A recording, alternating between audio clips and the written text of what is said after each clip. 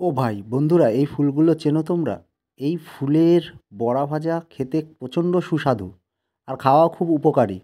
বিবরণটা ডেসক্রিপশানে দিয়ে দেবো। রাস্তার পাশে হয়েছিল, অনেক দিন বাদে চোখে পড়লো, তাই কিছু ফুল তুলে নিলাম। আসো চলো তোমাদের বড়া ভাজার রেসিপিটা দেখাই। ফুলগুলোকে আমি একটা ফুটো ফুটো থালার মধ্যে নিয়ে নিয়েছি, নিয়ে ভালো করে বেছে নিয়েছি। দেখো বন্ধুরা, এই যে ফুলের ডাঁটিগুলোকে সব ফেলে দিতে হবে, শুধু ফুলের কুড়ি আর শুধু ফুল, ব্যাস, আর কিছু না। এবার আমি এটাকে ভালো করে ধুয়ে নেব। ফুটো ফুটো থালায় নিয়েছি, কারণ এটা কচলে ধুতে পারবেন না, ধুলে নষ্ট হয়ে যাবে, তাই আমি ফুটো ফুটো থালাটা ব্যবহার করছি। আপনারা ঝুড়ি বা সাজি, যাই হোক একটা কিছু ব্যবহার করতে পারেন, যাতে ধুতে আপনাদের সুবিধা হয়, শুধু না কচলালেই হবে। এরকম নাড়িয়ে নাড়িয়ে বেশ সুন্দর করে ধুয়ে নেবেন।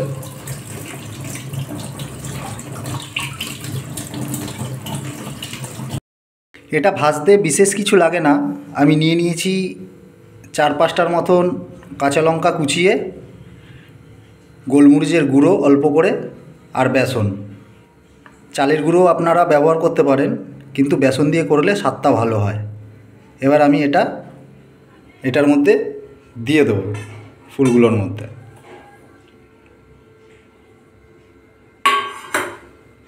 স্বাদ মতন লবণ দেব,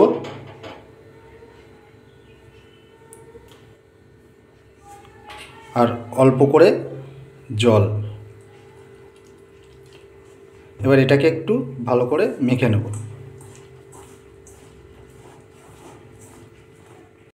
আমার এটা মাখা কমপ্লিট হয়ে গেছে।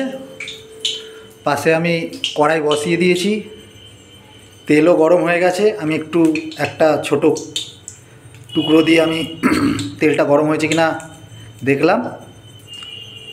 পাশে আমি একটা জলের জায়গা নিয়ে নিয়েছি। আমি জল হাত করব, আর এখান থেকে তুলে অল্প অল্প করে ছোট্ট ছোট্ট করে আমি এর মধ্যে ছাড়ব। জল হাতটা দিয়েছি এই কারণে, যাতে লেগে না যায় আমার হাতে।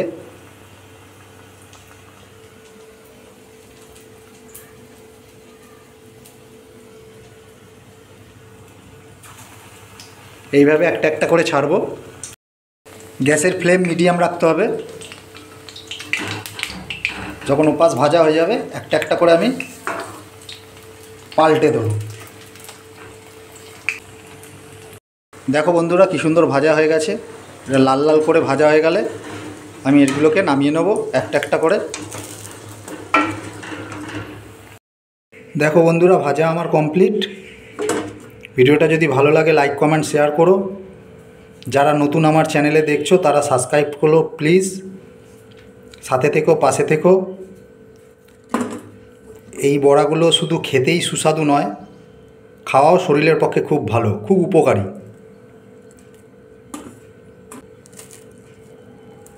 সুন্দর মচমচে হয়েছে। বড়াগুলো তুমি সস আর স্যালাড দিয়েও খেতে পারো, এবং ভাত দিয়েও খেতে পারো। ভিডিওটা আমি কমপ্লিট করছি। ধন্যবাদ।